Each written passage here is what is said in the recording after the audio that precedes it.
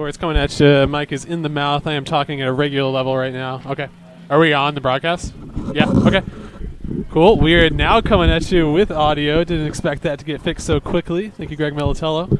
We are here in beautiful Austin, Texas. I am joined in the booth by none other than Christopher Griego. Chris, how are you doing this fine night? I'm fantastic. Thank you so much for having me here at Dougal Sports. Yeah, we are happy to have Chris up in the booth with us. UPlay member, fellow Summer League player, dominates the Frisbee field normally, but he's going to up here to give Jack of all trades, typically. To give us his expertise. So, for those of y'all that have been watching in silence, I will give you some audio to explain the start of the game. Dallas came out with 2 breaks to go up 2-0. Austin came and traded points to make it 3-2, and now Dallas is receiving the disc on offense. They've looked very good out the gate with a couple of nice deep shots. And it should be noted that a few of those scores have been top 10 worthy. Absolutely. We've seen some crazy layouts. One where the guy jumped straight up into the air. Oh, a turnover. And this is the second time tonight Dallas have had just a missed catch where it just hits the hands and pops out. Previously, Austin was not able to capitalize. Let's see if they have better luck this time. They go straight deep shot. Floaty huck to space, maybe out of bounds. Can I just say that even though that throw wasn't great, can I just say how happy I am to see the real number 2 out there and not the Matt Bennett. Doug Richardson wearing the number 2 jersey. We do have a Matt Bennett setting. Yeah. Yes, Matt Bennett, the one and only. Speaking of which, guarding the dump, Chase on the mark. He shuts down the dump defense, and that disc is not going to come back in. And Chase Cunningham calling for the disc way back at the 40. Way back at the 40. Chase Cunningham is going to claim that he got the D on that so that he can try and get bookends right now. So disc coming in. Lewis picks up the disc. Lewis with the disc. He goes for a weird skinny side flick huck to Jared Wolf, and it is beautiful, right on target. And the Austin Soul have brought it back 3-3 to tie this game up and to get back into within a half break of the score. What have you seen so far, Griego, from the two sides as compared to previous meetings? Oh, speaking of which, previous meetings. These two teams have only been in the league for 3 years, but, man, there's so much history here. Austin looking for their first ever win against Dallas. Tonight, we've seen so far, Dallas just capitalizing on some mistakes. And but now we're back to 3-3, so anything can happen. And you know, Dallas may be a little under-rostered tonight, so we'll see if that plays any factor whatsoever. Yeah, it's hard to tell just from the initial glance, but I went down to talk to the sideline, gave me some help with the roster, and they were crossing out a lot of names. Yep. By my estimate, about 15 guys. Right.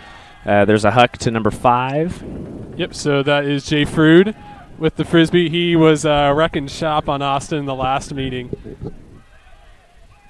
Him and I remember Connor Olson was beating up on us. Dallas quickly moving the disc right back to the 3-yard line. Yep, they're in the red zone. in the corner.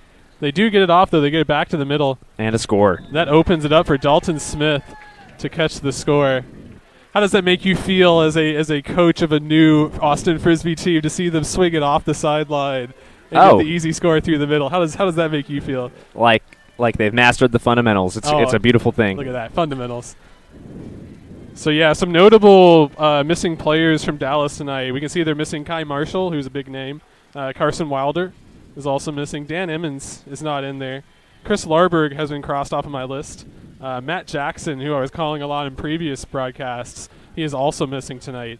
So read us some of the names for filling in, though. Oh, we have number 32, Easy-E, Stephen Borick. Stephen Borick, who I do not know of this player, but Griego does. A wonderful Callahan video assembled by Ross Newman up in the Dallas-Fort Worth area. Oh, fantastic. Ross also has a wonderful Callahan video. I just say how much the people in the chat love talking about Callahan videos. I hope we can bring this back up again. Isn't Brett Grammon's Callahan video supposed to come out? Was that? So we got Jeff Loscorn with the disc.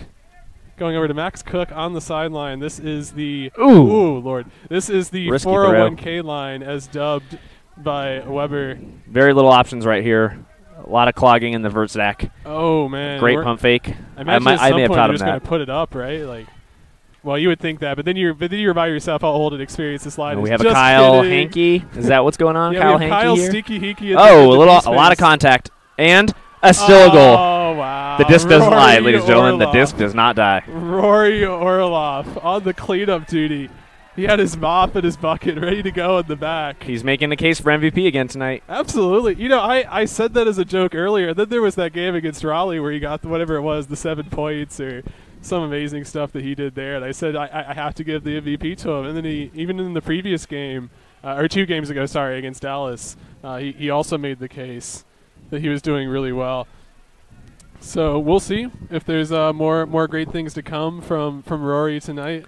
And now, once again, I am just happy to see Matt Bennett out there, healthy and playing on a D-line, nonetheless. Oh yeah, I'm sure he loves to get out there, get the D, and then put up some huge deep throw. You know, it's almost phrasing, more, Dougal, phrasing. It's almost more of a excuse to throw the deep shot when you are playing on defense and you earn the turnover. So we can see Dallas coming on a vertical stack. Matt Bennett on the mark here. It's not a whole lot of good timing from the cuts, but there is a lot of open space. They're not clogging. Find some nifty space on the far side of the field, which centers the disc. Elliot Moore on the mark. We get past midfield here. Oh, Henry Ferruta goes up and gets the frisbee.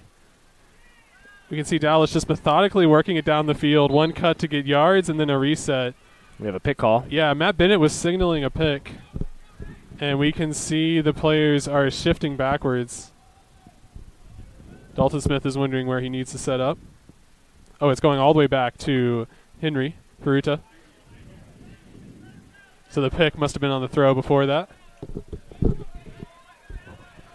All right, Dallas tapping in the disc. Let's see if they make use of the break space. Matt Bennett on the mark. Here he goes. Oh, Matt Bennett reading. That must be a high stall count there. We saw Lewis laying out, trying to get the point block, unable to get there.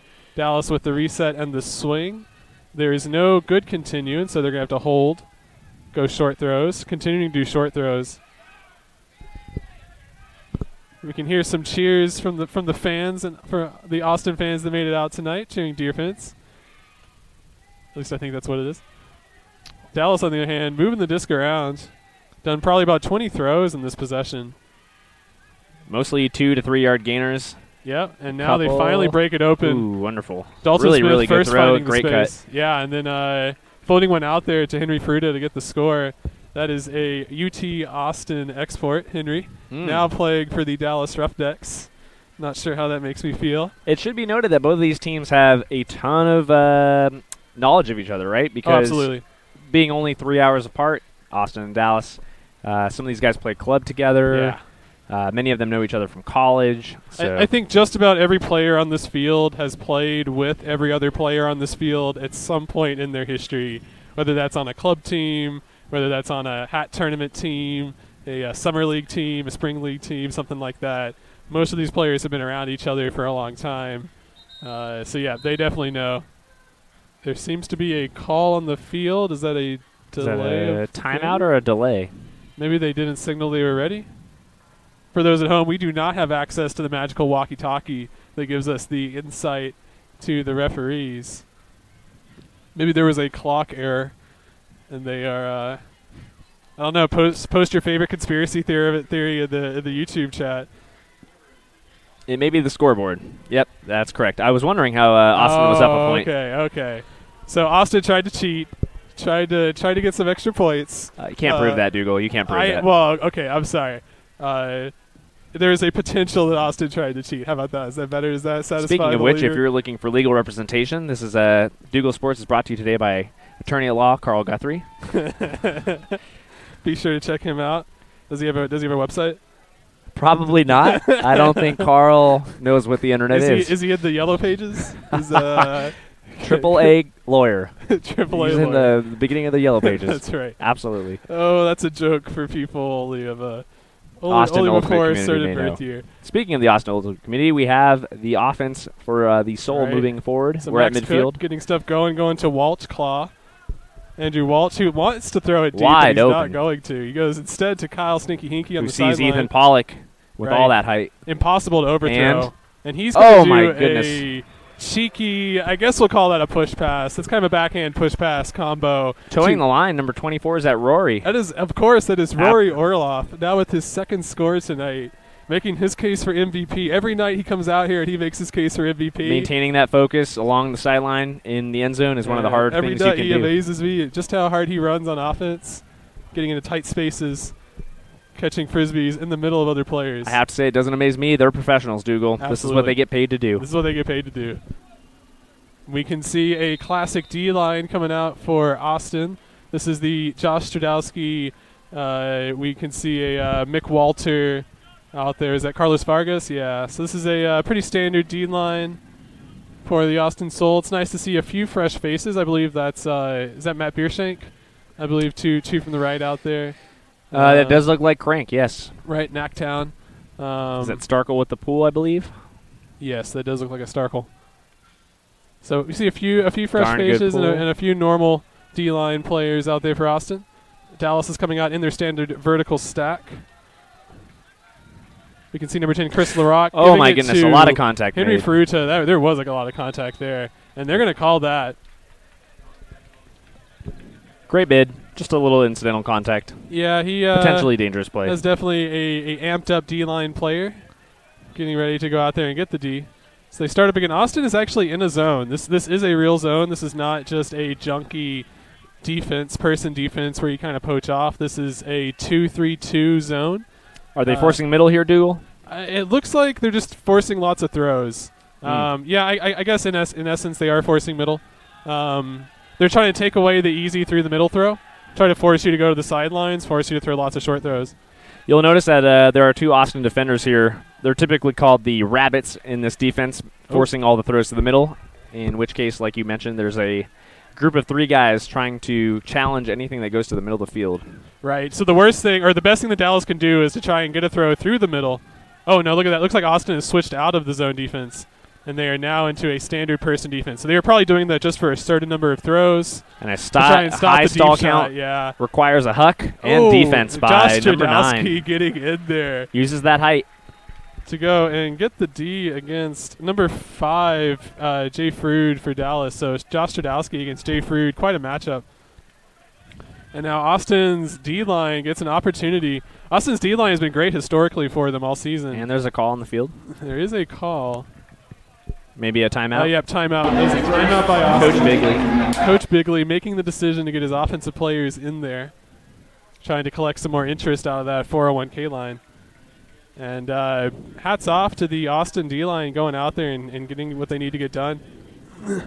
So a brief refresher for the folks at home who may not know a whole lot about Ultimate Frisbee. We're playing 7-on-7, where each team is allowed to play essentially quarterback all the way down the field. Once you make a catch, you got to stop. You have about 10 seconds to throw it. As 7 seconds in AUDL. 7 seconds for the AUDL. Correct. And here with this timeout call, each team is allowed to switch out as many members of their roster as they want. Right, so this is very special compared to any other Ultimate Frisbee that you might play. Normally the only way you get to sub a player is if somebody gets hurt, or if somebody calls a pride injury against themselves, or they get a little bit ashamed and they say they get a calf cramp. That's normally how you sub a player out. In the AUDL, however, you can do it no shame. Just call a timeout. You get 2 of them per half. And after Dallas's series up the field there with a ton of throws, it makes sense for both of these teams to sub out quite a few. Right. We can definitely see some different players out there for Dallas. And we can see, this is Austin's standard offensive line. However, they're running out of a vertical stack, which is a little bit different for them. We can see Tank. Tank with the disc. With the disc. He has Kyle Hinkie going break side, and they send him deep. That was a called play. They knew they were doing that from the start. Oh, and it's still up. There's a chance. That's catchable. Oh, my goodness. Oh, Hinkie with a wonderful bid, but even better defense by Dallas. Your hat is right under you, buddy. You'll find it. Oh, my goodness. So that was a called play out of the huddle. They knew they were doing that. There was nobody else cutting except for Kyle Hinkie. He went to the break side first and then went to the strong side for the deep shot. And that's part of the best part of this game is both parties being able to put their body on the line. Now an interception. Great D from Dallas, and a turn. But that throw floated a bit too much. We saw, I believe that was DJ, Jeff Lofscore, get the D and then feed it to, I actually missed who caught that. Was it Max Cook? Somebody else got to tell me. Austin getting what I believe is a break. Yeah, it started out with their D-line. They got the D, called the timeout, put their offensive set in there. You know, and I'm willing to bet a little bit of money that throw came out a little errant because the way the wind has shifted. Absolutely. So during warm-ups, the wind was actually blowing toward the Austin home sideline. And now it seems to be a little more erratic, and I think that last throw might have been caught in a little gust, throwing directly into the wind. Right. It's hard as a thrower. You want to make it easy for your cutter to catch the Frisbee, so you want to put a little float on it and not just laser it in there. However, when you do that, sometimes the wind is mean to you, and it bumps it up, puts it over your teammate's head, and you get a turnover. Or like it was in that case, it stalled it out, and DJ went in there and snagged it. We have an Austin Soul pull by Matt Bennett that lasted in the air aloft for 10 Seems seconds. He has taken the reins away from Chase Cunningham on those pulls. Looks like he is handling those. We can see Dallas opening up a lot of space in the middle of the field, which allows them to get this deep shot off. Doug Richardson is right in there. Great presence. Challenges. Great presence. Absolutely. We can see that he did not get a hand on the disc. However, he was right there and was able to get close enough to cause number 10 for Dallas, that is Chris LaRock, to be unable to come down with it. There may be some height mismatches here for Austin. Man, Austin going deep shot, straight deep shot again. Jared Wolf this time. Jared with a great pull down to Chase. And he is not going to slow down. He Chase is taking his time, being chilly with the disc. Swings to Elliott. Looks off number 99 for Austin, which is good because he fell over. Chase receives a disc from Matt Bennett, and we're at the goal line. There's got to be an open player somewhere because there was a poach for Dallas. Oh, and there's Matt Bennett doing what he does Bennett best. To Elliott Moore for the score. We are now at 7-5, I believe. Austin.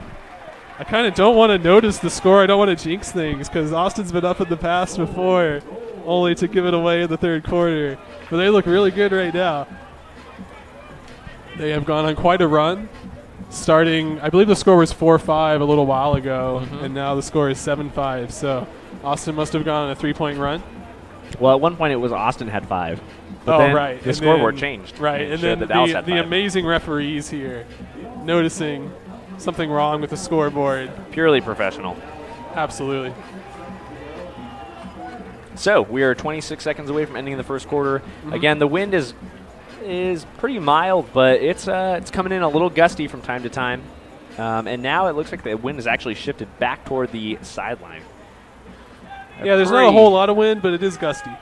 Really floaty pull here by Austin. Yeah, Chase Cunningham just treated us to quite a gem of a deep shot. Really stuck up there, and he my goodness. Before the throw could even the disc could get outside the end zone, Austin gets the defense with a layout. Number 98. I got to look up this guy's number. He's not on my list. And a score for a break. He's been laying out like crazy. So just like that, with 16 seconds taken off the clock, including the time taken for the pull, we are now at 8-5. Rather, Austin's up 8-5. All right, so what does Austin do right here? They got 10 seconds. How do they make sure they don't give up the score? They put in their tallest guys. I see a Mick Walter sighting. I see Josh Stradowski. We see him out there. Can you pronounce that name once more time slowly? Josh Stradowski. Stradowski. Yep. And do you have any intel on how tall that guy is? Very tall. Okay, very tall is the word. Yeah. So there's a number of trees that play for the Austin Soul.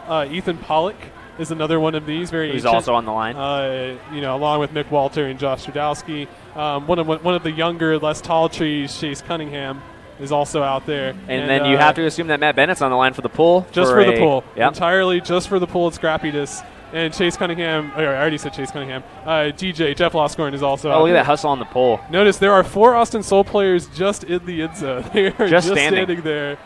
There's 3 seconds left. And the disc goes up. It's overthrown and caught by Mr. Stradowski. Stradowski himself. Yeah, that is a tough one to say. That's the end of the first quarter. We'll work through it. So thank you all for joining us for the first quarter. Austin Soul doing what they need to in this home game, going up 8-5. We'll be back with y'all in just a moment. We might try and fix the stream.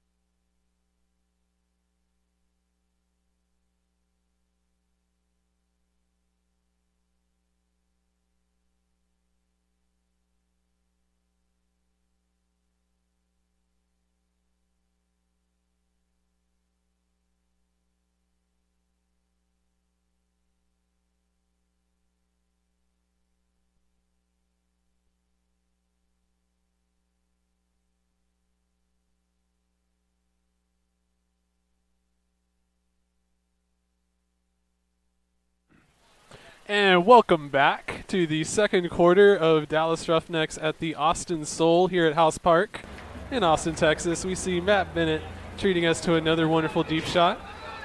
Pull coming off here, not as deep as his other one, so the wind must have been stopping him.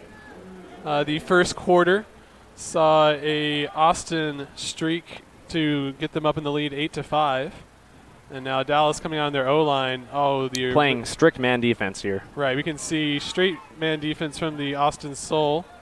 Dallas content to run their horizontal stack, getting a lot of ISO'd wide open cutters in the middle of the field. It's just a question of if they can get the throw off.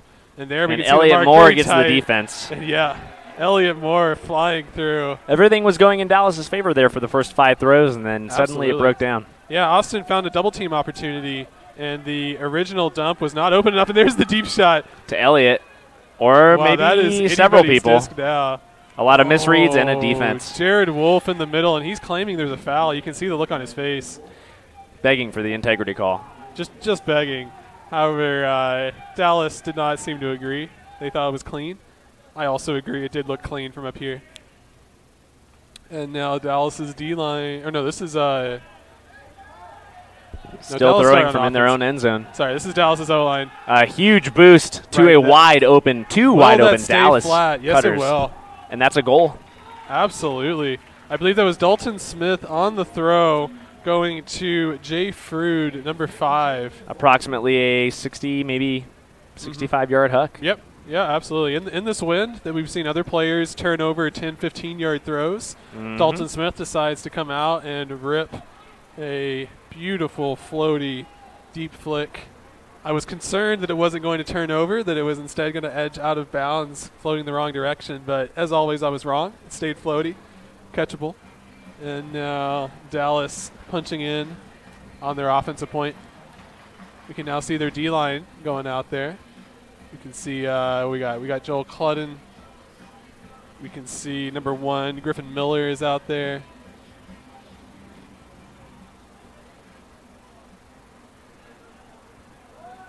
Austin receives the disc around the 32-yard line. Right. They had a set play to start off with, try to ISO.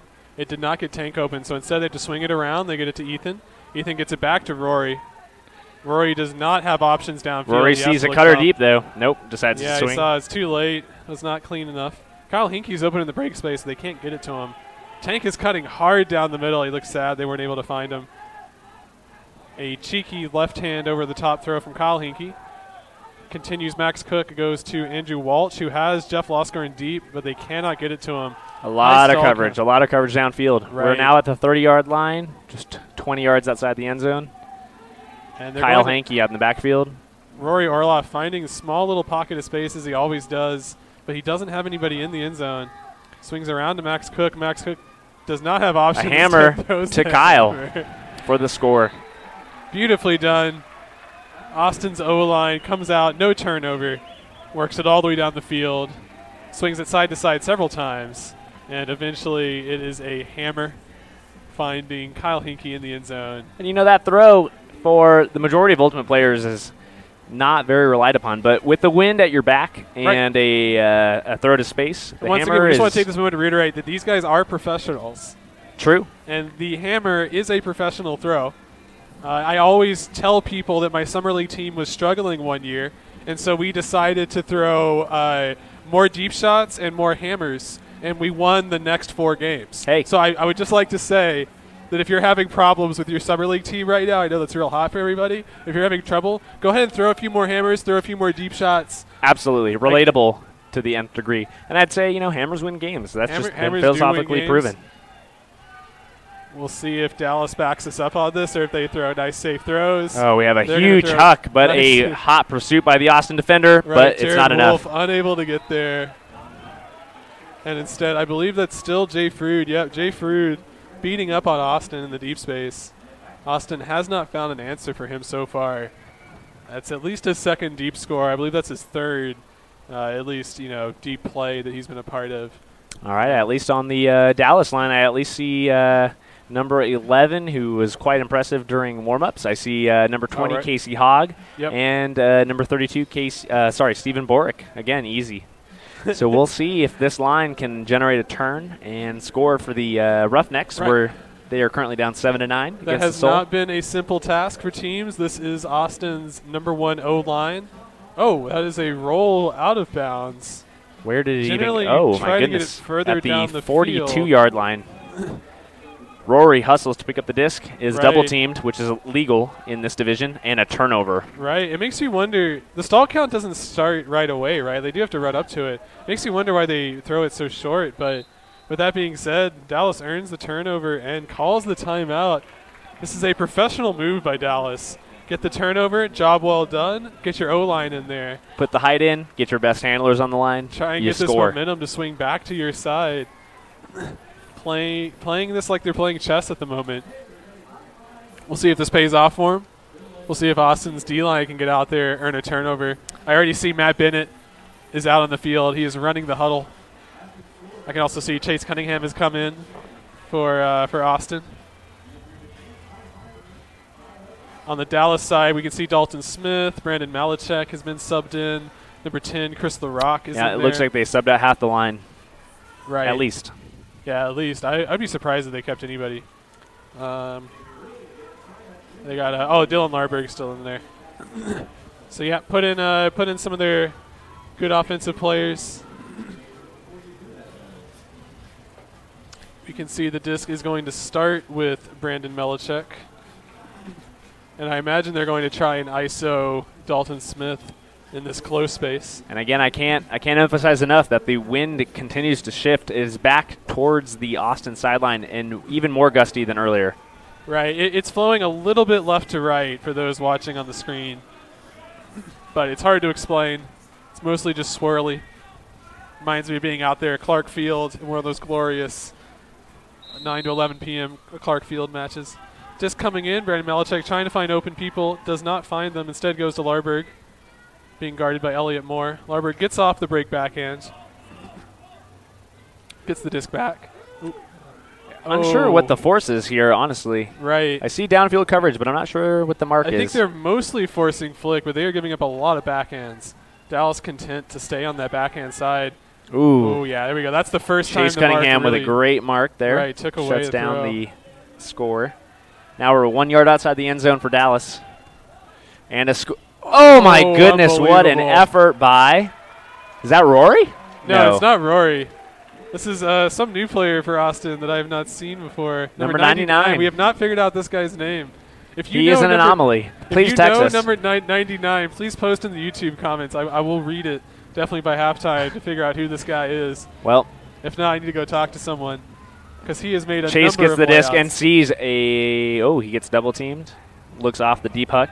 Oh, now we got Elliott Moore going deep. They can't get it to him. Back to Chase on the sideline, though. Now Elliott Moore turns his open deep cut into an open undercut.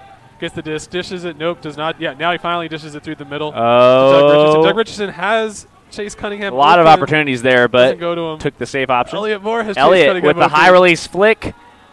Oh, he knew it would work. Chase with the ups. Getting up. Pulled out his pocket step ladder out of his pocket.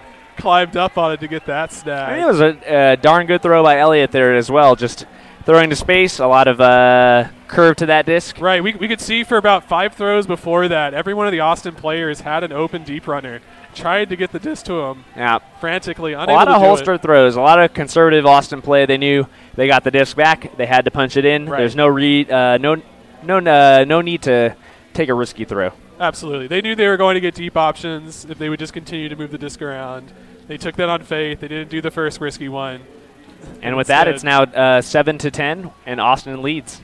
Right, so Dallas called that timeout. They put in their top O-line. They tried to get that score, and with a throw right on the end zone, like I said, number 99, still trying to figure out this guy's name, had what I saw as his second layout D of the night to get that Frisbee and earn a score for the Austin Soul. Dallas coming out, straight deep shot. Looking to go with Joel. Mick Walter saying, no thank you. Mick Walter, famously from Special Tactics, a local Austin club team, goes up into the air and gets a great D against number... You're absolutely right. He is most famous from his tenure on Special Tactics. Yeah, no kidding. A team with better jerseys than their name. I can assure you that's a compliment. The disc coming in Kyle Hankey I at believe that the is 25. Matt Biershank, Oh, a throw to space to Matt Bennett. No, it's not Matt Bennett. That's a Matt Bennett lookalike. Oh, no, that is not Matt Bennett. That's number 98, Rogers. Yep. Learned that guy's name. Kyle Hankey's got the disc in the middle. He has an open Matt Biershank, unable to get it to him. Back to Kyle. Ooh, a wonderful 20-yard gainer. And he's got Nick Walter deep. Give him the bookends. In the power position. Give him the bookends. And a huck to Mr. Josh Stradowski. Oh, but deed by Dallas. Great play. I don't know what it's called when you stop the reverse bookends, but Joel Cludden. It's called the late fee, Dougal. Okay. Yeah, I did not know that term. So I just made it up, and that's Joel the new term. Earning the disc back for his team. Oh, Dalton, do it. You can still do it. And he does not. Dalton Smith had the deep throw. Didn't take it. Oh, Ethan with the huge. Oh, no, that's not Ethan. That is Josh again. Yep, Josh Stradowski guarding that mark Brandon is Melichek. Enormous. We have 27 guarding number 27. How often does that happen? And we have Dallas now working one deep cut from Dallas. They put it. It looks really good. Number 10, Chris LaRock. And it's in. And he does catch it. LaRock not only runs down that disc, he jumps inbounds, rather into the end zone to capitalize on the score. And with that, Dallas still hanging around. Austin got a few of those breaks earlier in the last quarter to put them up by 3. And Dallas has traded points with Austin. We see that same D line going on for Dallas here again with Casey, led by Casey Hogg and Steven. The one they brought out to get the D earlier before they called the number 11 Dylan Larberg there. Really impressive during warm-ups. Also impressive in most of his his tournament play. Oh, a roller out of exactly the 50-yard line. Now earlier it went out at about the 35 or the 40. Giving Austin a really short field. This time it goes out of the 50. Both that last time and this time, they set up immediately in the double team. Can you not put that to Tank? He's so open. Man, this time we get it out, or rather the Austin Soul gets it out for a 8-yard loss. We can see number 26, Noah Chambers, in that double team. There's that hammer we talked about earlier. I was going to say impossible to get over the top of him. However, he just did that. And now Walsh working with Rory Orloff. Rory with a lot of time. Yeah, there's some transition defense. Not many options, though. Back to Rory. No one cutting to the fore side. Yep, this is Austin just playing safe. This is what they do best. Tank. Make sure not to have any bad throwaways. And that is in. Is the ref going to call it? He does. And Ethan Pollock uses that size. Commands the space. We can see all those it with 2 hands. All those double wide buds throw the disc back and forth to each other. Doing what they do best, working it, jamming it down the strong side sideline to get in for that score. So do you have any background on why a team might throw a roller pole out of bounds? So we have some of the best throwers, best handlers in the nation here, but we're choosing to throw rollers. So I will say they don't want to throw it all the way down the field because they want to give enough time for their double team to get set up. So it does mean that they're going to deliberately throw a short pull. I don't think that they mean to throw it as short as they did the first time. I believe the second time where they rolled it out to the 50 is probably the ideal scenario for the teams choosing to do that short pull. The idea being that they get the double team set up, trap on the sideline, might get a quick turnover. So the inverse of that is about 7 or 8 second pull with a lot of hang time. Yeah, you do the standard maneuver we've been doing for 50 years, which is to throw it as high as far as possible. 50 years, that may be aggressive. Try and give your team as much time to go down there and get on defense. And that's what we did. We got 99 guarding 99. That's the second time we have a Dallas in power position. Matchup.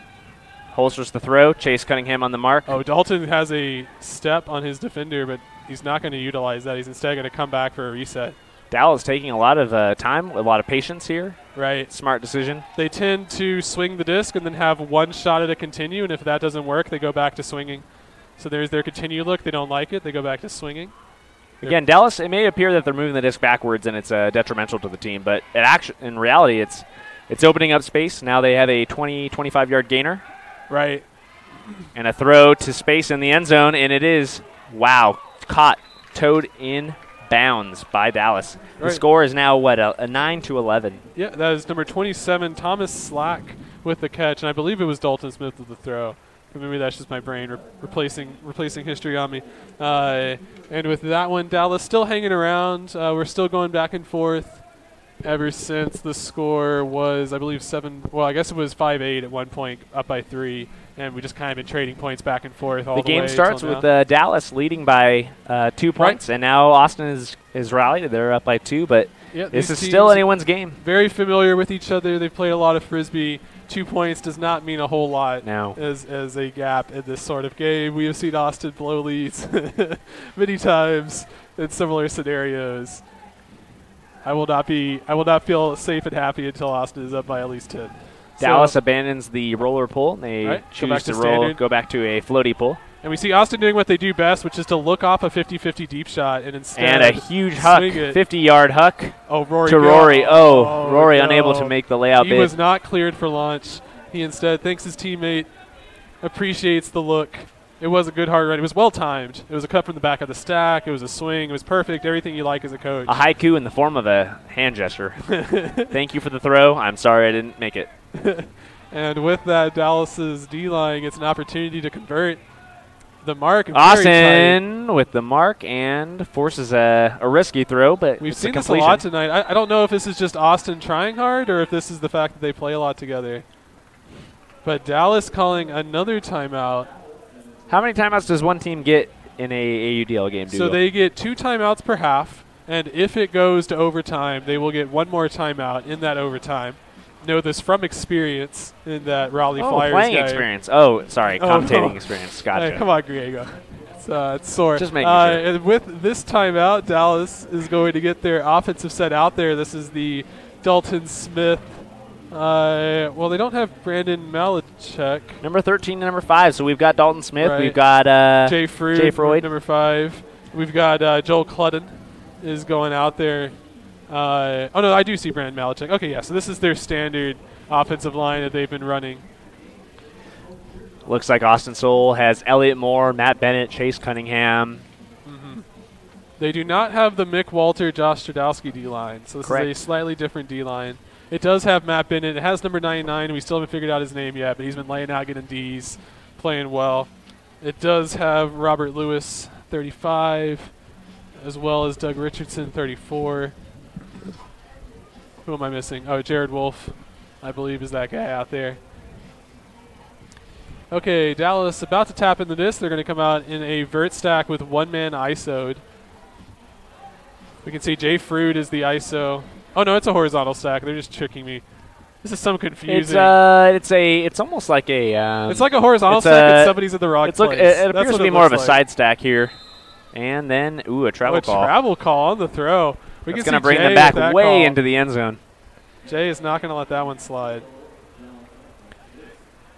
Dallas is going to maintain their offensive play here, which is a sort of a side stack with they 2 cutters. Like cycle these 2 players in diamond cuts on the sideline, and then let everybody else hang out on the side. So yeah, it's kind of like a side stack. After a couple throws, they're still in the end zone. Their still own stuck goal. In the corner. Dalton nice has to throw. Put it up. But Chase Cunningham, interception to Elliott. What a grab by Matt Bennett. What hurt? What injury? Yeah, what injury, right. Chase Cunningham with the disc, 10 yards from the end zone. Doesn't like the really tight space of Jared Wolf. Instead goes back. Matt Bennett has the Frisbee. I guarantee you Matt Bennett will be able to break the mark. I could go ahead and put money on that. I'd put the house on that. I wouldn't take that bet any day, ever. I have played with this guy. He is a fantastic teammate. He has all the throws. We can see him. I don't even know what you call that throw, and it worked. I don't even know what that is. I believe that was a beach backhand is what I would call that. It's like what you would throw on the beach. Sure. Elliott Moore, however, does not have all the throws. Correct. But and Jay Freud is able to get the D on the mark, and now Brandon Malachek is standing over the disc, trying to convert. Dallas now with at least their second opportunity, maybe their third opportunity. Ooh, a lot of contact here, but a great Dalton catch Smith, made by number 13. Yeah, Dalton Smith powering through that, and I'm sure they're going to call a foul here. Number 99, apparently his last name is Murphy. Murphy? Okay, that's what we're going to go with. We're learning more and more about this guy. Yeah, it did seem like a dangerous play from the Austin player going in there. Dalton definitely had the position. 99 trying to make his case on this D-line. So they're going to give Dalton 10 yards. Oh, Matt Bennett says no thank you, but. Oh, there is a call here. Is it a foul? Yeah, they're going to call a foul on the throw, I assume. I can already see the ref marking out 10 yards. Yeah, the mark was very tight. Definitely was not giving one disc's length of space. And we could see the ref calling that, protecting the player. Ooh. He's going to call the foul again. Yep, going to call the foul again. Continuous fouls on the mark. Though number 99 has been fantastic on downfield defense. Right. It looks like this mark maybe and we can see that Matt Bennett does not necessarily agree. Matt Bennett believes that was a travel. They finally get it out of the hands of the two players. And now swinging the disc around, Frood goes to Malachek. Malachek has an open Dalton Smith. Dalton Smith starting from the one sideline, going all the way to the far sideline, eventually catching the score. I have to imagine after powering through those fouls, he's a little fired up at the moment. A little amped up, yeah. Yeah. And I can't emphasize enough how difficult those very quick releases are, where the individual making the assist, they caught the disc, and within less than a second, they immediately put it a forehand flick to space. So with to break perfect that accuracy. Down, we had Dalton Smith throwing to Jay Frood, who moved along to Brandon Malachek, who eventually threw the assist back to Dalton Smith. As Griego said, lots of quick throws. Essentially no stopping that, essentially. Right, essentially. Don't want to move too fast or the refs call travel on you. Nobody likes that. Anytime a ref has ever called travel on me, it was wrong. I just want to state for the record. Special Tactics does not endorse travel calls. No. And we can see Jeff Losgorn with the disc, unable to get it to Tank. Tank is going to clear out of the break space. Austin Soul set up an avert stack. Not a lot of options coming from the backfield. Yeah, we saw Tank making horizontal cuts on the front of the stack. Wasn't able to get anything open. No deep option yet. Wide open break space. Andrew Walsh continues the break throws. To Kyle Hankey, but it doesn't have enough time to float in the air and hang for Kyle Hankey to make it big. And I did see them working on that in their warm-ups. They were throwing those backhands in that same direction, that same throw. Dallas responds with a huck from the goal line. It looks like it may convert, and it does. Absolutely. 5 yards outside the end zone. That's number 4, Zach Marbach with the catch on that deep throw. It was number 11, Larberg with the throw to start things off. And now we can see them finishing off number 24 with the catch. That's Connor Ugata. Getting the disc from number 50, Matthew Armour, throwing the score.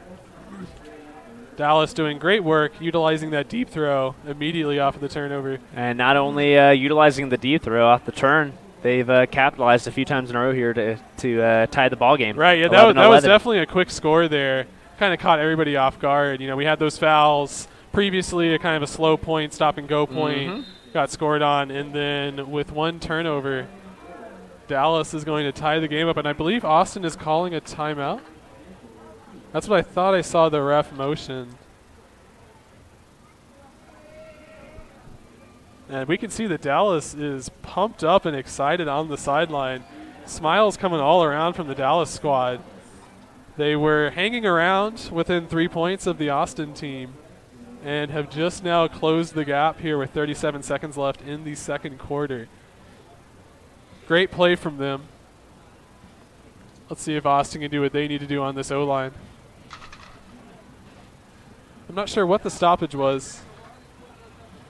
We can see the refs talking to each other, so maybe some clock issues. It's the only thing that I can think of that wouldn't be a timeout causing stoppages.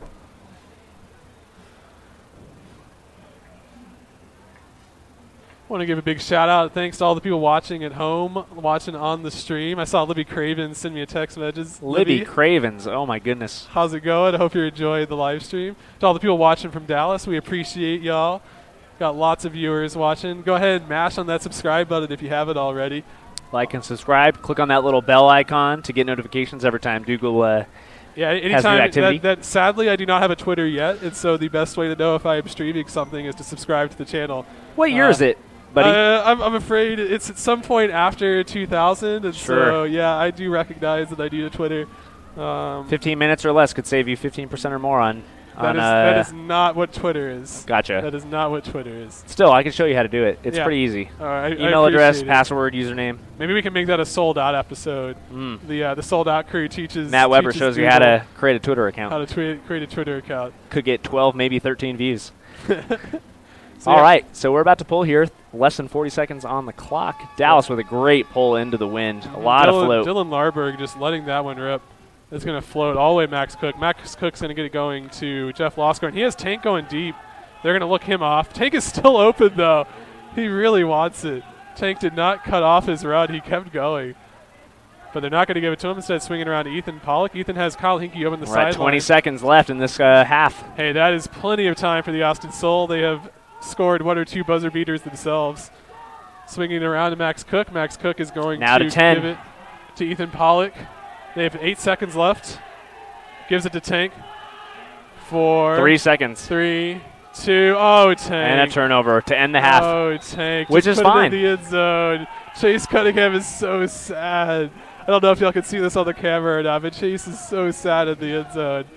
He's like, why didn't you give me a chance? Just float it anywhere. Well, I mean, let's be realistic. Chase is typically the guy who gets the disc with less than 10 seconds on the clock, and he's the one who usually boosts it. Yeah, so. he is normally the one who throws it. He just wants one of his teammates to repay the favor. He gives so many good deep throws to other people. He just wants to receive one himself. I'm sure we all know that feeling.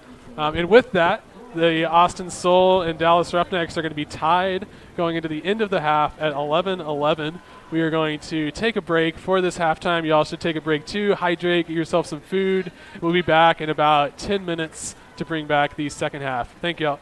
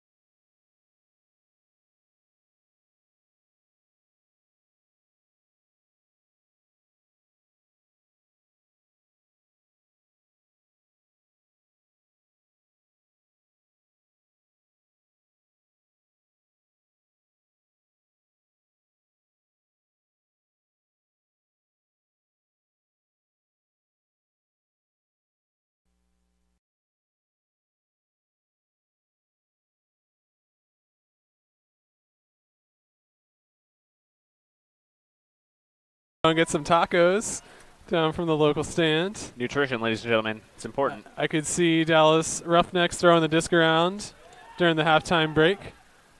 Austin doing the same thing. The first half saw a series of runs, putting both teams up and down in the course of the half, but ending tied. And Austin starting on offense in the second half. Tank doing what he does best, looking off a deep throw and going back for the dump. Veteran move. As always. Tank taking off the hat, showing off the shaved head. Probably thinks it makes him run faster. We got Kyle Hinkey making a great undercut. Got Ethan Pollock for the continue. Doesn't go to him. Instead goes huge out wide. 30-yard gainer. Andrew Walsh, I don't know how he got so open.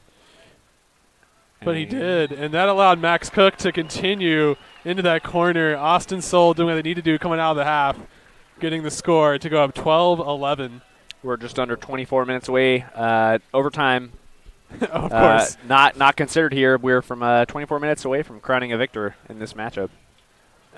Now, let's not get ahead of ourselves.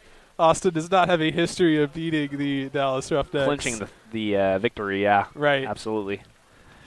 This game, trust me, is far from over. There will be a lot more ups and downs before we reach the conclusion of this game. We can see Austin coming out with their standard D-line. This is the Mick Walter, Josh Stradowski, Chase Cunningham D-line. There is no Matt Bennett. There is a Matt Biershank. And then the number 99 player that we're still trying to figure without out. a lot of hang time, quite short, picked up by Dallas. Can't imagine that's what they wanted to do there. Carlos Vargas on the mark. Let's see, who has the Dalton Smith matchup this time around? Looks pretty zony. It is actually zony. Yeah, this is not a person defense. This is a zone from the Austin Soul. I imagine they'll break out of it here pretty soon after a certain number of throws. They did not get the trap on the sideline like they wanted, and so Dallas feels pretty safe when the disc is in the middle of the field. They're not really going to get stuck. You can see easy reset. Austin not even contesting on the resets. Austin with their two tallest defenders in the backfield. Looks like they're running that 2-3-2 again to some effect. Ooh, just trying to force a mistake out of Dallas, which almost happened there, but Austin forcing about 15 throws so far, but all ridiculously easy throws with no close defense. So I don't know if we would call this successful so far for Austin. Oh, that throw through the middle is going to wreck stuff. That may be the throw up the middle that they needed. That's the nail in the coffin on that defense. 20 yards outside the end zone. Now there's a yell to go to man defense, but everyone's kind of out of position. Now who has the Dalton Smith matchup? Chase Cunningham has the Dalton Smith matchup. And Mick Walter, with the effort, but couldn't quite get there in time. Great effort. Oh, that's open. Josh Stradowski unable to guard the extremely quick. Now inches outside of a score. Slack. Oh, and a drop. Oh, no. They work it all the way down. They stay safe. They throw what they're supposed to throw. They move it slow and chill and everything, and then they get to the end zone, and they throw a scooper over the top that they try to one-hand, not two-hand. They try to one-hand. And the thrower's defense, it had fingers on it. Oh, my goodness. Chase now with the boost deep to Crank. Matt Biershank, a little underthrown, but still a great throw. Representing Nacogdoches, Texas very well. Goes back to Josh Stradowski. Stradowski goes back to Crank. Oh, and Crank, no. Oh, my goodness. A really good throw. The receiver lost a vision on the disc by a layout from number 10. Got in the way. It was a great throw, but it was risky. Biershank doing the inside-out flick, break. Trying to hit, I believe that's, no, it's not Starkle. It's 27. Trying to hit Brendan Adams in the end zone. A UT player. A little throw over the top, a little rainbow throw there. And now Austin's going to have to earn it back a second time. This time they are not running their zone. They're going to run their person defense all the way down the field. I think they are. It's a pseudo zone. Oh, it's here. one of these junky things where like they're masking the right. zone defense here. Right. Yeah, the main way you can tell is they're not guarding the dump. They just let you throw that easy throw to the dump like that one there to Dalton Smith. So Dallas can get a reset anytime they want to. But as soon as they try to move it down the field, that's when Austin tries to play the defense. And again, once you catch that disc, you have a limited amount of time to throw it, which the referees are counting down. Right. So the players are not counting the stalls. The refs are counting the stalls. So although it looks relaxed and chill out there, it is very stressful. Dallas is trying to get it to number 27 in the middle. That middle space is what's going to really destroy the zone. If they can get one throw through the middle, it'll move all the players behind them. They'll be off to the races, but they have yet to find it. Yeah, if you're not used to watching Ultimate Frisbee, I'd say that what's happening right now is that Dallas is taking their time and moving the disc methodically into position. They're not making a lot of progress downfield, but they are resetting that stall count. Right.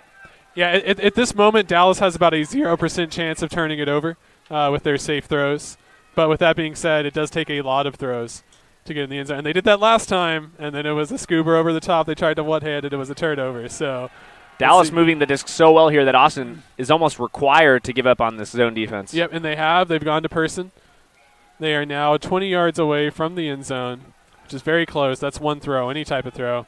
Oh, they hit. Now we're 10 yards outside of the. Henry has lots of options. Ooh. And he does find a wide open number 10, Chris LaRock, for the score. That's Henry Ferruta to Chris LaRock to punch it in.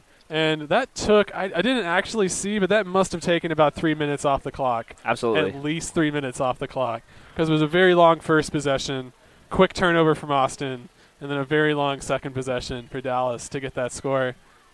I don't know who that benefits in this game, shortening the clock down, reducing the number of possessions. I don't know which team that really benefits. I mean, to be honest, I think that Dallas is asking Austin to prove it, prove that this zone defense is worth anything, and we will take 40, 50 throws to punch it in. Yeah, Dallas says if we're only going to play 2 more points, we're only going to play 2 more points. We're not going to force things against a zone defense.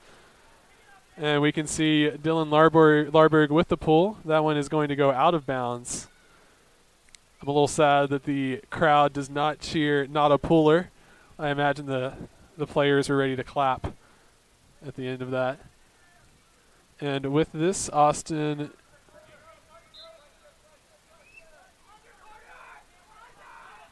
Okay. Oh, my goodness. A lot of contact here made on Kyle Hankey, who makes the catch. He's going to stay in. Right. He is going to retain the Frisbee and move down the field. Coming in on the 50-yard line. Dallas playing awfully hungry right now. They need this turnover to get back in the game, to take the lead, rather. Yeah, as far as the mentality goes. Throw. Oh, my goodness. Risky throw. They're going to call the foul on that. I wondered if they were.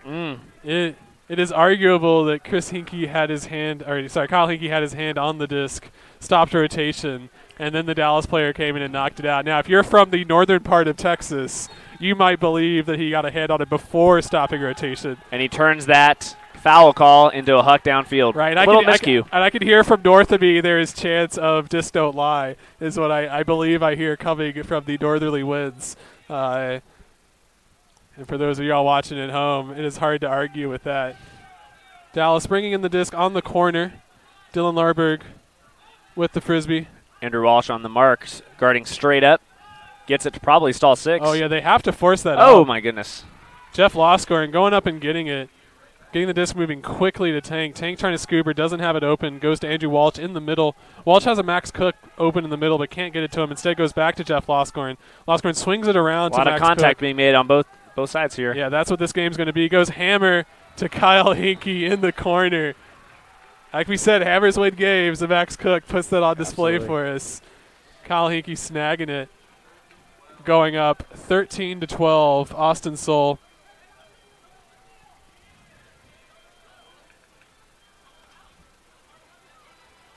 Okay. We apologize for the clock being off of y'all's display. We are having issues with the clock camera.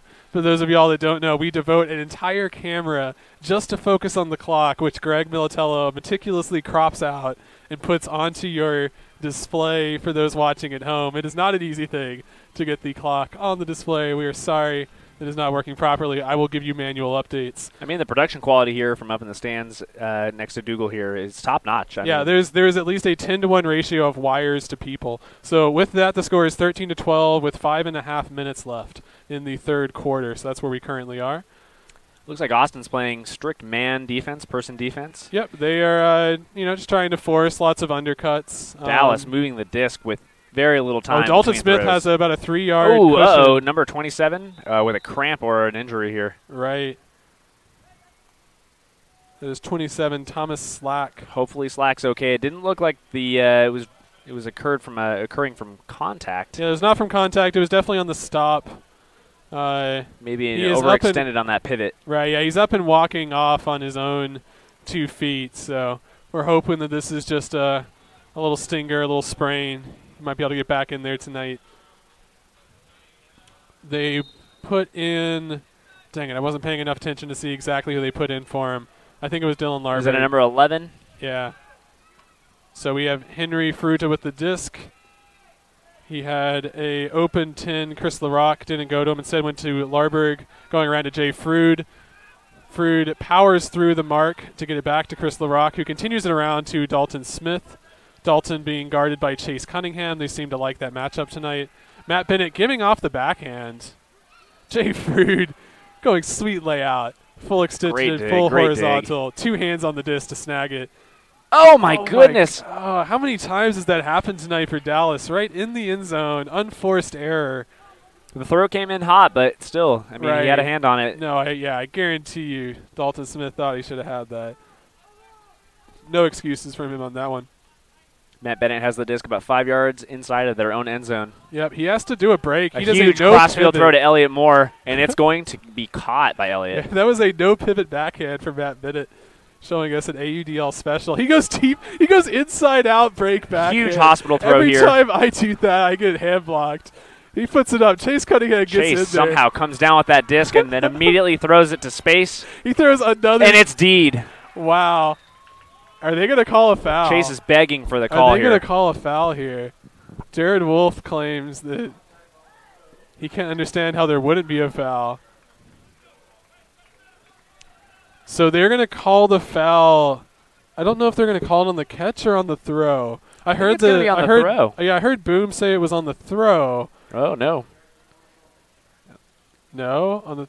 A lot of confusion. There's a lot of confusion. We can actually hear some of the field sounds, and the refs. Okay, it is on the throw. It is on Chase Cunningham's throw. That was after he caught the deep shot. So with 3 minutes left here in this third quarter, Chase Cunningham gets a second shot. We see Matt Bennett with a really risky cut, but makes the grab and then throws it in. That is not pretty, Ultimate. No. I tell you what, that is not pretty. But Austin made it happen, and if that's the way they're going to win tonight, that's what they got to do. You know, that's extremely rare to see, the Frisbee being thrown for little 2-yard, 3-yard increments and still being completed and immediately turned into a punching in for the score. Absolutely. Yeah, Matt Bennett, he was ready for that. He just wanted that disc in his hand so he could throw the score. He already knew where he was going with it.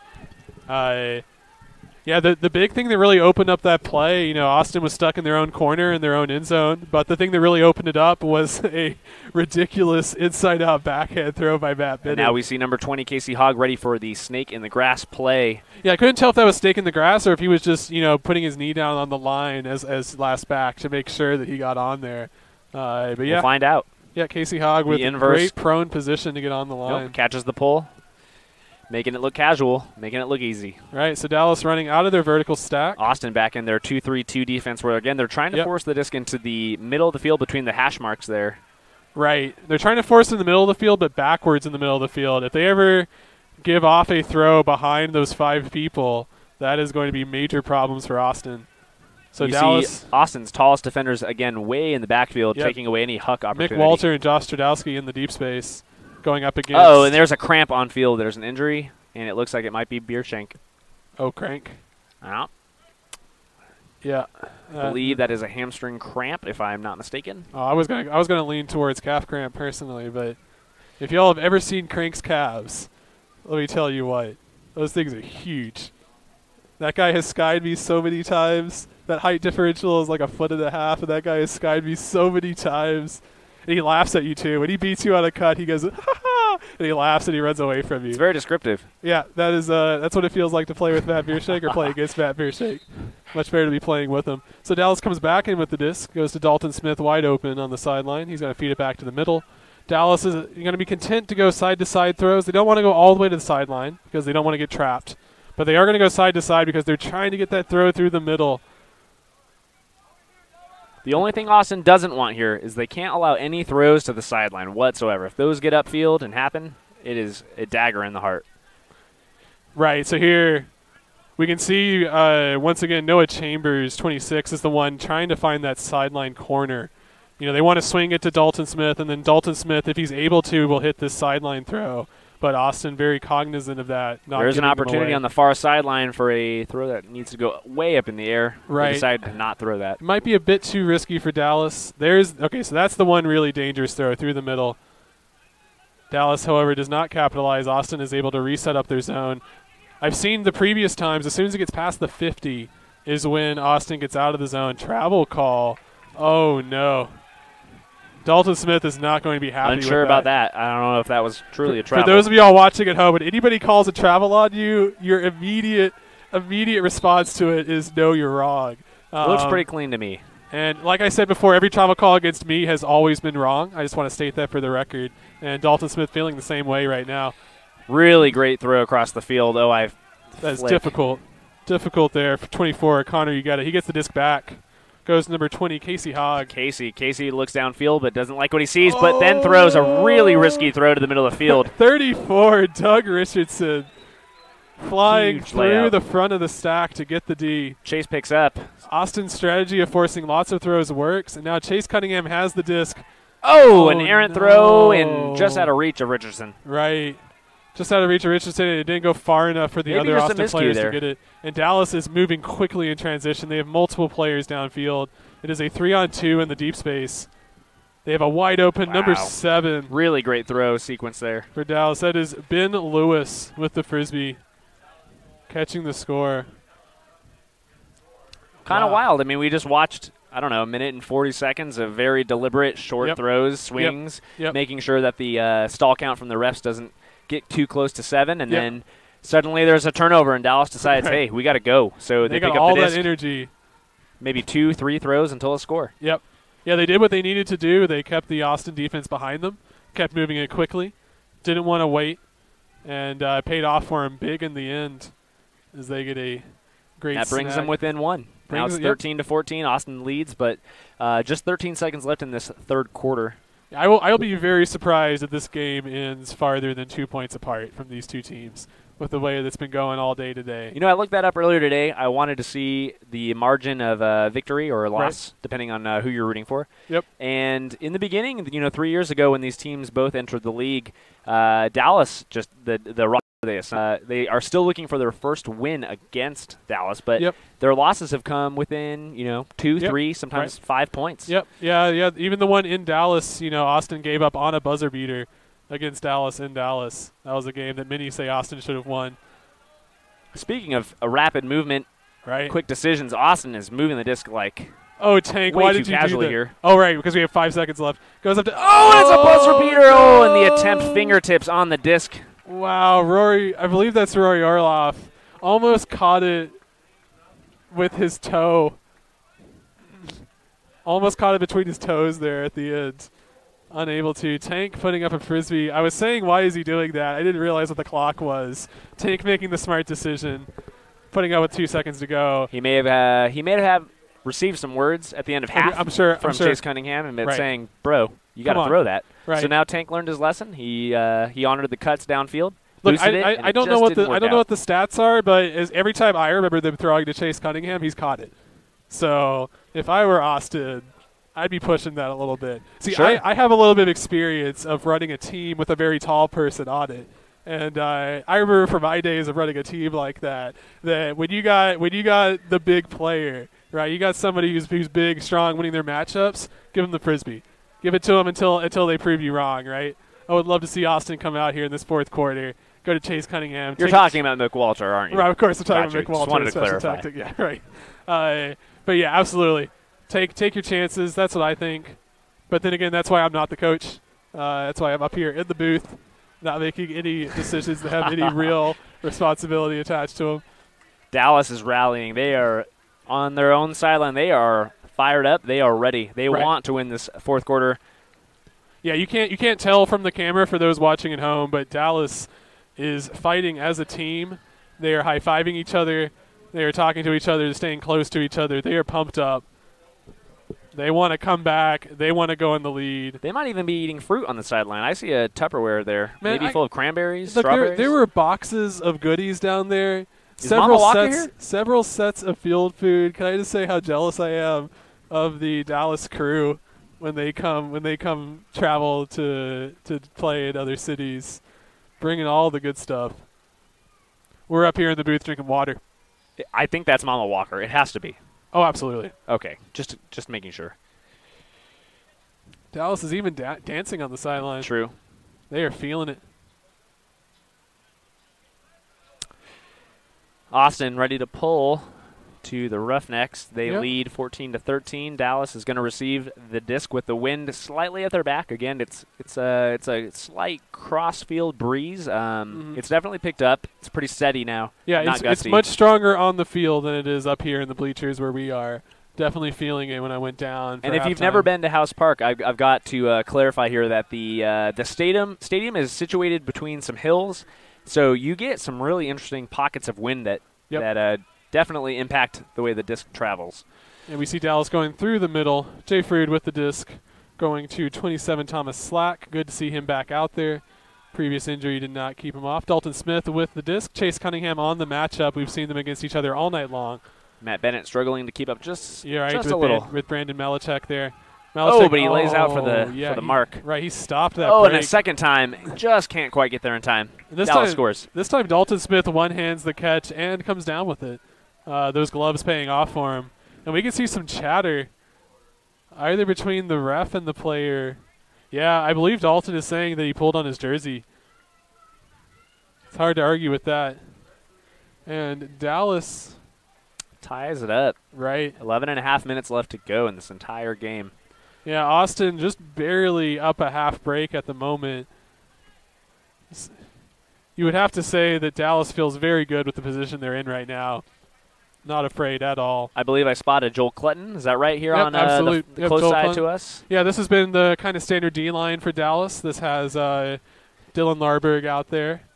Oh, they're there's doing that the roller sideline. Again. It goes out at the 40-yard line. Right. So Austin only has 30 yards to get it in, but you have to believe it's going to be a double team to start. And the stall count will not start until he picks up the Frisbee. Joel Clutton, one of the two double teaming here. So Jeff Loscorin has Roy Orloff in the middle, and he throws a beautiful inside-out low flick to get it out of the double team, and Austin can now run sort of a normal offense now that they're out of that. Tank throws the hammer to space, and Walshclaw with the score. Yeah, that's the exact offense they've been running against this defense. They get it off of the sideline, they swing it back to the middle, and then somebody throws the break throw, which is normally a hammer, into that back corner. They've done that at least twice, maybe 3 times now. I remember Kyle Hinkey was one of the recipients of those hammers earlier. Very curious that sometimes you see Dallas, they're throwing the roller. Right. It's not going very far, and it's with the intent of setting up the double team, and then other times they're pulling from the same end zone and hucking it. So I'm not totally sure. Yeah, I have to imagine it's a personnel decision. What do they want to go with? What are they feeling at that moment? It's very curious. I have not played in the AUDL myself. I have not coached it, so I'm not entirely sure what the strategy is. I would love. You're being modest. We know that Dougal's 2016 campaign set the world on fire. Oh, sure. Chase Cunningham with the pull here. So, I'm going to have to go read on the Reddit boards and see if there's anything about that strategy. Man, barely up, Dallas. Barely off the ground. Frood moving getting the disc over to number 99. Connor Olson. Connor Olson is going to continue going. We got the 99 guarding 99. Oh, he has to put it up. Oh my goodness. What an effort by Richardson, but not enough to keep Dallas from catching the heads-up disc. And a cramp. Because of that, 27 Thomas Slack is able to get the disc to Henry Furuta, who then cramps after catching the disc.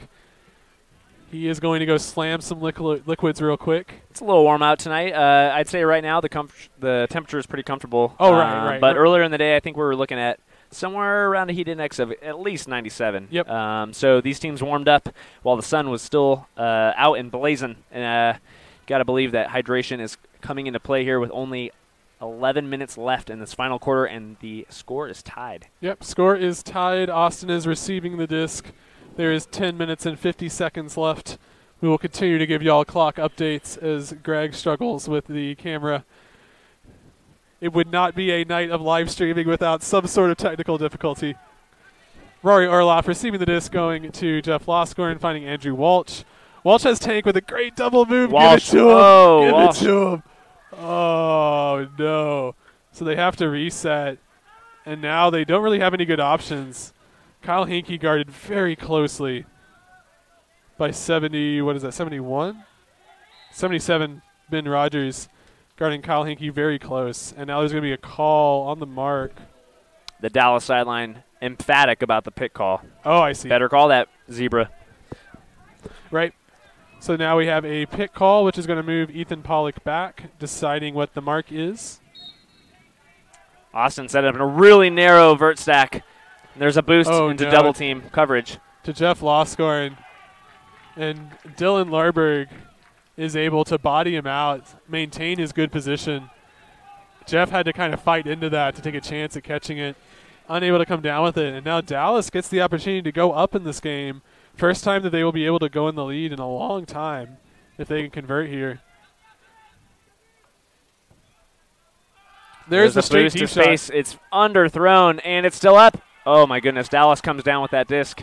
Right. Noah Chambers tipping it to himself and grabbing it.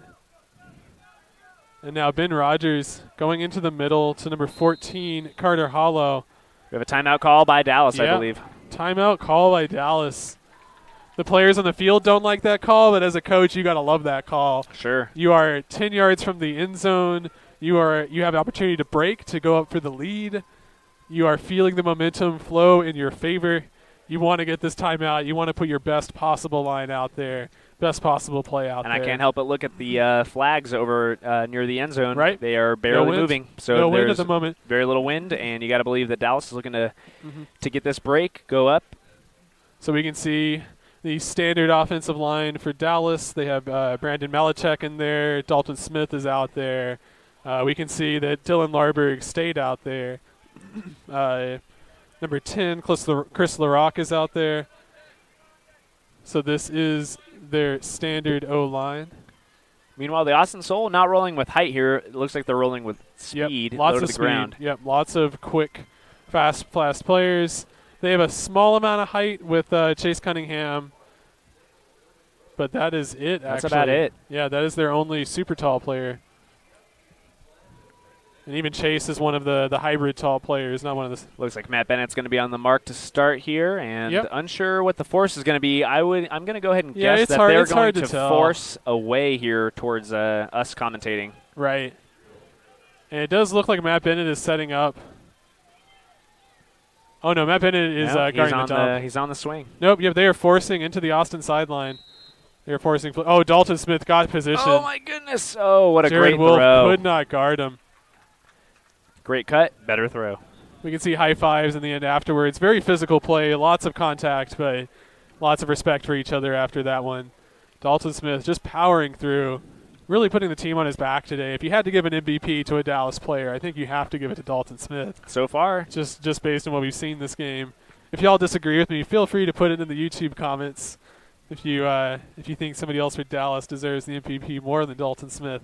But he has scored a lot of the points for their offense.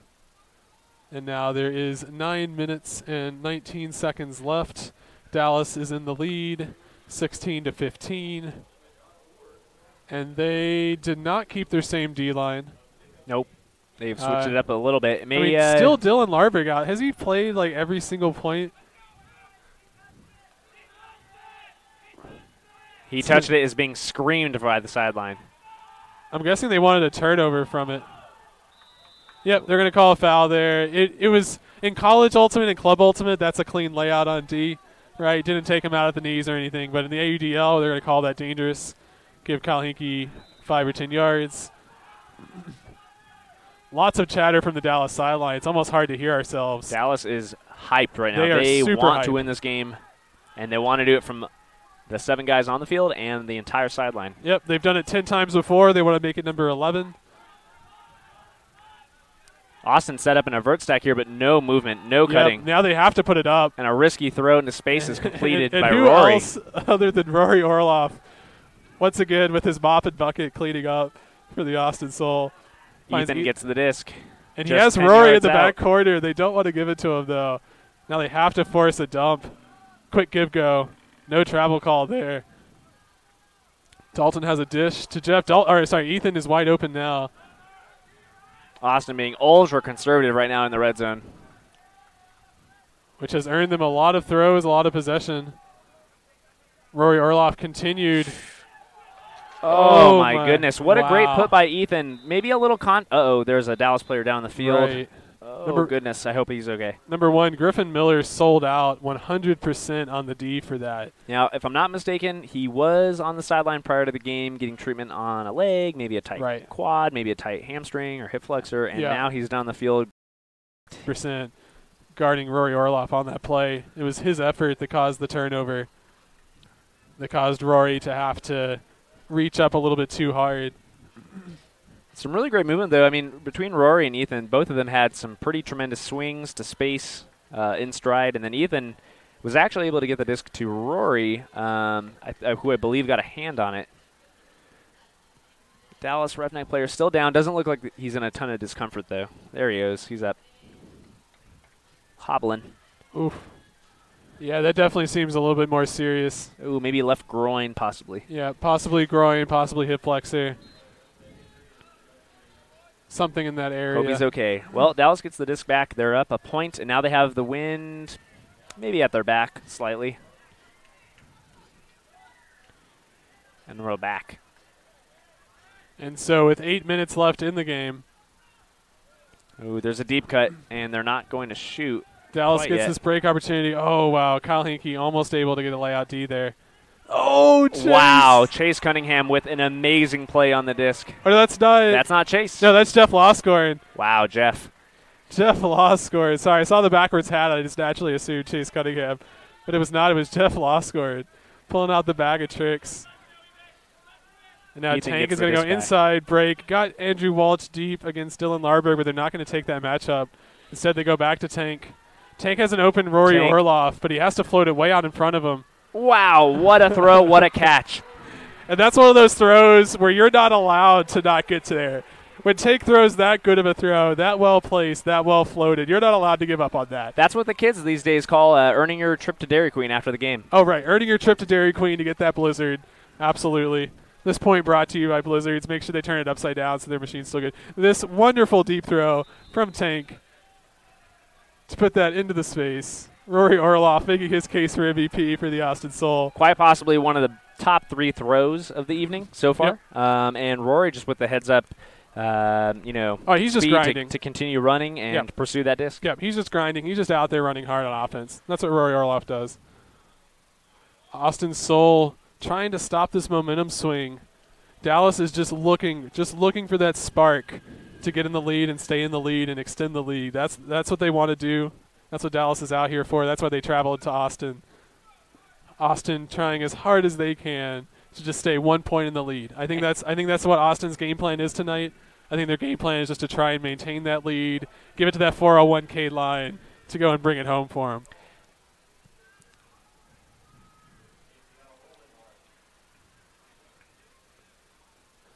It's a little frustrating, right? I mean, as a team, if you have a history of staying in the game until the final moments and then suddenly just whatever it may be, whether it's a Hail Mary throw that gets past you and now goes to overtime and you lose in a nail biter. But Austin, for some reason, has a history of losing these close ones, and we'll see if they can pull out the W tonight.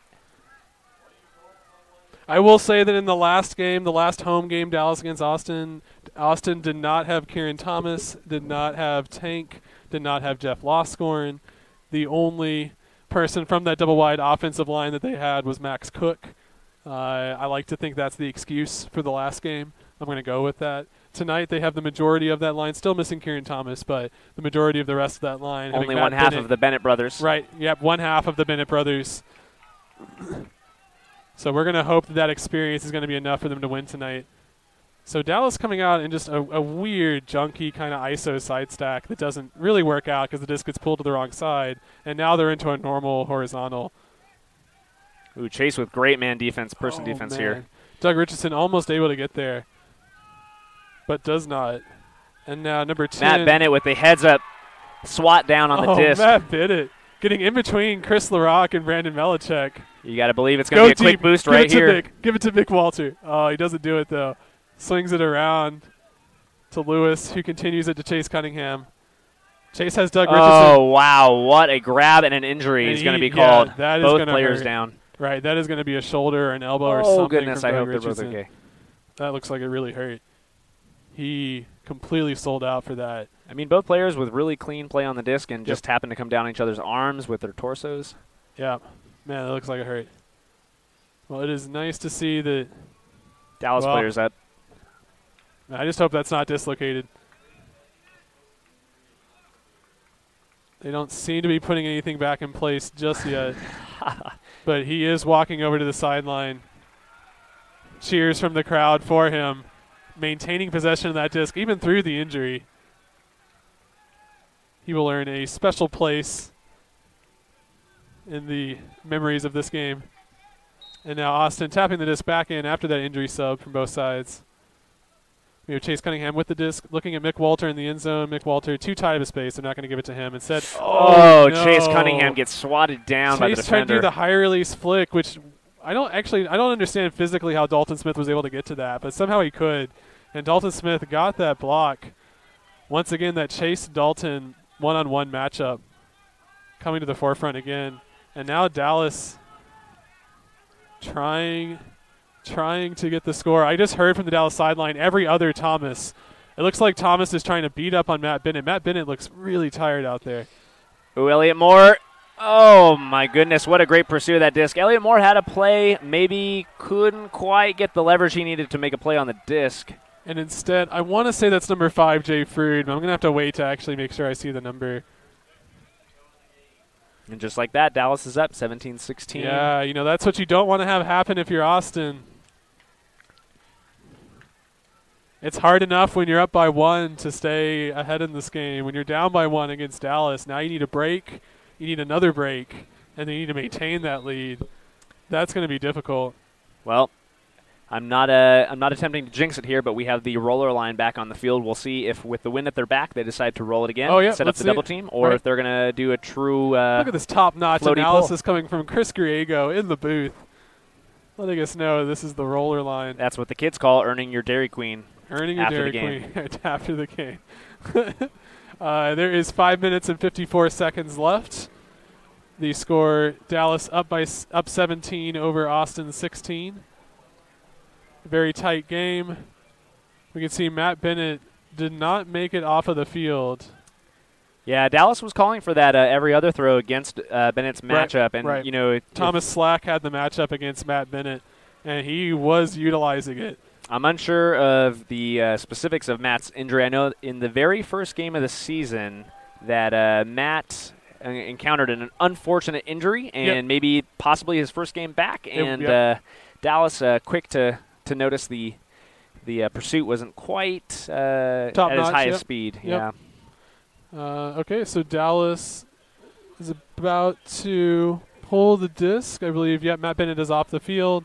Players are ready. Yep. So with 5 minutes and 54 seconds left, Dallas pulls the Frisbee. It's a pull with some air underneath it. No roller today. Yeah. Oh, actually, I take that back. That may have been an intentional diagonal pull out of bounds. They must have said it landed in because they are not bringing it to the middle. Ethan Pollock has a small lead in the backspace, but they're not going to throw it. Instead, Andrew Walsh gets it. Tank does a quintuple cut and does not get open. Yep. But it wants that disc, gets it. Dallas makes a great play on the disc. Rory Orloff going deep. Boosts it. Man, they have no fear going to Rory. Oh.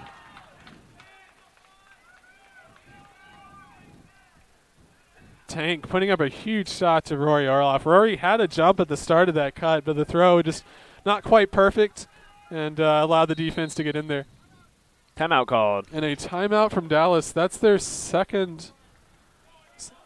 I want to say that's their second and final timeout. Yep, final timeout of regulation for Dallas. I'm not going to say the game because we might go to overtime. That is their final timeout. They're going to get their offensive line out there and try to go up by 2. This has been very well coached from both sides. Dallas making use of these timeouts to get their lines out there.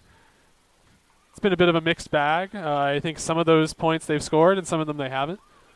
But it does give them a better chance than their D-line. And I can't emphasize enough that I think that injuries may very well determine the outcome of this game. I mean, I don't think we've seen Beershank back out on the field since his calf or hamstring cramp. Yep, haven't seen Beershank. We have not seen number 1 Griffin Miller back out there. I actually don't even see him on the sideline. Might already be at Dairy Queen. We don't know. Henry Fruta has still been a little bit limping after that one catch he had in the end zone. So we can see players going 100% tonight, selling out, trying to get this victory. Both teams care very much about this matchup. It almost has a bit of a feel to it, kind of like UT and A&M. It has a bit of that sort of rivalry feel to it. Dougal, do you know, if I'm not mistaken, I believe that Austin is currently sitting at 4-6. Is that accurate? That is not accurate. Are they tied right now? I believe it was 5-5. 5-5. Okay. I looked this up just before, but Ulti Analytics is lying to me. So yeah, we have not yet hired a stats department. That is still forthcoming. Dougal Sports is still figuring this out. According to Ulti Analytics, Austin sits at a 4-7 record, and I don't believe that's accurate. Yeah, I don't think it is. So Dallas goes ahead and puts up a deep shot to Dalton Smith, and is not caught. So with 5 minutes left in the game, 5 minutes left.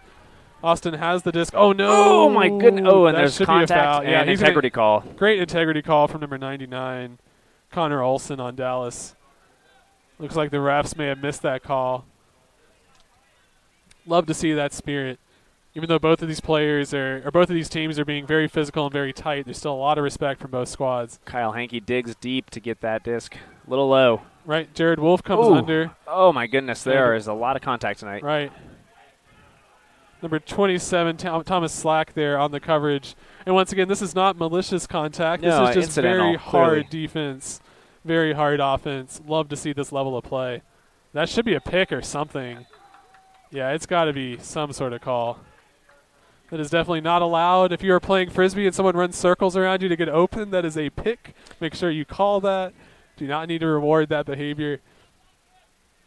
So good job making that call. They're just determining what the stall count is going to be, and it should be pretty high, so I would imagine a quick throw here. Yep, quick throw through the middle. And a turnover. Chase Cunningham tries to one-hand it, and much like a few of the Dalton Smith turnovers, there is a turnover on a one-handed grab. And Dallas is now trying to just continue to widen that gap. 3 minutes, 45 seconds left to go in this game. Yeah, not very much time, Austin especially with needs a how long turnover these and a points break. have been. Oh, that throw is not going to come back. Oh, my goodness. So that disc actually goes completely out of the stadium. Lands completely out of bounds. Right. Not an over-exaggeration here. And Austin should call a timeout here if they're – yep. We can see Bigley. Yeah, we can see him letting all the refs know it is a timeout. So let's talk about what's at stake in this game. So I'm unsure if Dallas played a game last night. According to the most recent data I have, Dallas sits at 7-1. Austin sits at 5-5, according to a different source. So if Dallas wins this game, they pretty much have clinched the division, right, I would assume. Right, at least against Austin. They've gotten rid of the possibility that Austin can come back. Stronger playoff berth. And, right. and on the other side of the coin, Austin is looking to stay ahead of Atlanta to make their first ever playoff appearance, if I'm not mistaken. Yep. Austin, I think maybe last year, if I'm not wrong, they missed the playoffs by one single point. They lost a handful of games, but in terms of point diff, I think Austin missed their first ever playoff appearance by 1 point. That could possibly have been the year before. It's just so hard when you have Dallas in your division to make this happen and go to the playoffs. It's much like being the Boston Red Sox when you got the Yankees in your division. Right. It's just hard to make it out of there. And every year Dallas assembles just an incredible, very strong team that, in some regards feels like the Golden State Warriors. Where let's not bring basketball. Who's their Steph Curry, man? And now my the number of people watching my stream has just dropped to 3. So thank you, Greg. But now you gained all these NBA watchers now. To I don't want Golden State fans subscribing. Go ahead and unsubscribe if you're a Golden State fan. This stream has been brought to you by Dairy Queen. Oh, my goodness. Austin through a tight window. Coming back in. Max Cook giving it to Andrew Walsh. Walsh does not take the jam it down the sideline throw. He looks off first dump, goes to second dump. Tank. Oh, Tank with the second effort makes the grab. Right, powers through the contact. He has Andrew Walsh running deep. Oh, Tank fakes the huck. Doesn't throw the huck. Instead goes to Jeff Lofscoren. Jeff has an open Kyle Hinkey. Hits Kyle Hinkey. Kyle Hinkey has an open Andrew Walsh. He finds him. He hits him. We got the vision by Kyle is just really impressive there. Yep, for a young kid. We see Ethan Pollock making a hard run from the deep space. The timing wasn't there. They don't give it to him. They do get it to him on the break, though. There are no cuts deep. No cuts deep whatsoever there is a right continue, though, from Rory. Rory with the pursuit. Oh, my goodness, and he barely misses that disc. I mean, we are talking inches, y'all, inches. He turned uncatchable into nearly made it. On that throw that the wind, as we've been talking about all night, there's not a lot of wind, but there's just enough to mess up your throws. And now Austin is fighting for their lives. There's a huck. Oh, that is a bad matchup. To Rory. Orloff is starting to go against Joel Cludden. Oh, former teammates. And Joel throws it away. Austin's soul had already gone and got their post-workout meal. After that point was long since over, and Joel Cludden throws it away, and now Austin gets an opportunity. Wide open Tank. Tank receives the disc, doesn't have an option but deep Austin's O-line is gassed at the moment. They do not have the energy. Kyle Hinkey might be the only person with the energy to really go deep. Wow, what a great throw by Tank over the top. Look at Jeff Loscorn is just struggling to run deep, and his defender is struggling to guard him. Both teams very tired. Very tired, but they are both just pushing pedal to the metal because they know that if they can just push a little bit harder than the opposing team, they'll get the score here. So a little bit of a lull, letting the teams reset in their verse stacks. Juggled catch from Walsh, but still manages to get it. Max Cook with the disc, swings it around. Nice throw to space to Kyle, who digs deep, slides for the catch. Has a few options, decides to throw a risky hammer. Why'd you throw that? Oh, no. Oh, Kyle. But now Dallas is up by 1 point with 1:25 left to go in the game. So if Dallas is smart, all they need to do here is play keep away. Yep, if they just maintain possession of the disc, Dallas wins the game. It's rough because Austin needs to make a huge play in order to get a turnover. And Dallas does not just swing it around. They go my deep. Goodness. And the wind being unkind to Austin as it puts it over his head. Joel Cludden with this. We hear chance of push from the Dallas sideline. Dallas may be discontent with running out the clock. They may just want 2 points. They just want to score, yeah. Correct. And they do. Austin Soul leaving everything on the field, playing as hard as they can possibly play on offense that point. Kyle Hinkey's hand. We've been saying it all night. We've been joking. We've been telling y'all to throw more hammers in your summer league game, and then that is the play that the coach will show you. As soon as you start feeling good about your hammer, that's the play they're going to show you. And not a terrible decision, just maybe the throw, the mechanics weren't quite ready yet. Right. He went with the laser, with the hard hammer throw. I mean, certainly the throw was open to space for sure. The player was technically open, yes. And so, we would have liked to have seen a more floated hammer, something that would go into the space and then sit there. Instead, he went with the laser. And, turnovers, tough situations. That might just be the one play of the game that you can say defined put it just outcome. A little bit too far out of reach. For sure. So if you're Dallas, all you need right here is a turnover. You win the game. If you're Austin, you need not only a quick score, you need that disc back on a break point. And let's be clear, there's 55 seconds left. There is plenty of time. Plenty of time for Austin to get a score, get a turnover, and another score. A lot of contact here in midfield between Chase and I would not be surprised if they just put up a 50-50 to Chase Cunningham in the deep space. Elliott gets the disc, looks downfield, doesn't like what he sees. And Chase is like, somebody just throw it to me. There's a hammer to Chase. What a great throw and a great catch by Chase. And now Chase has to find somebody open. He has Elliott Moore in the back corner. It doesn't go to him, though. Only 30 seconds left in this game. He may be burning too much time. There's a huge throw to space. To Josh Stradowski. Who pulls it down right outside the end zone. What a catch.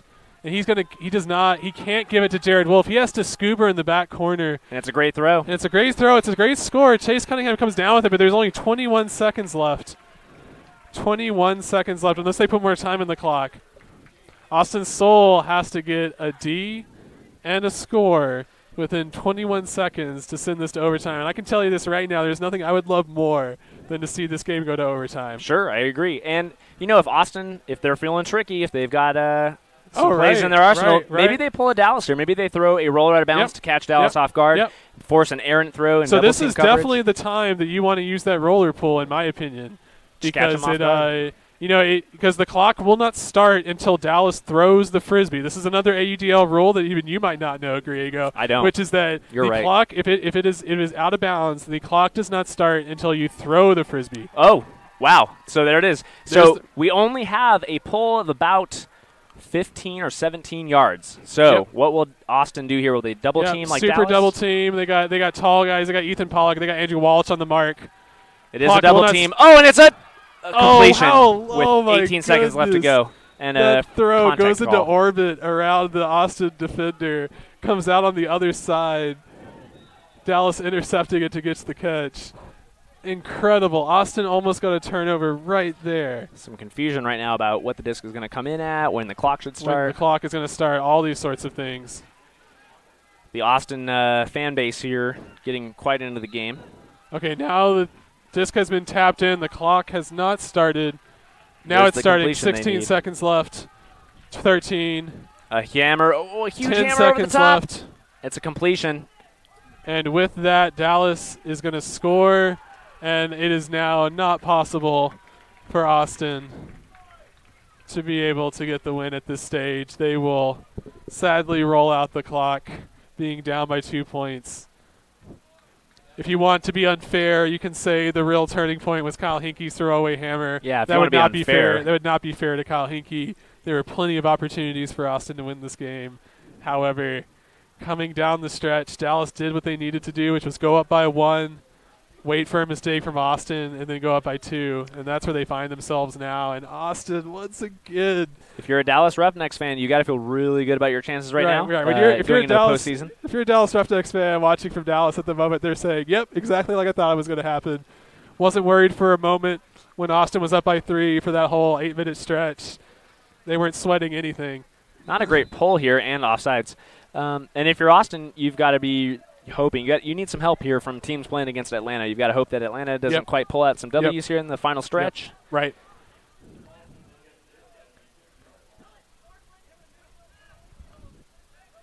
So we will see Austin for funsies throw off a huge deep throw.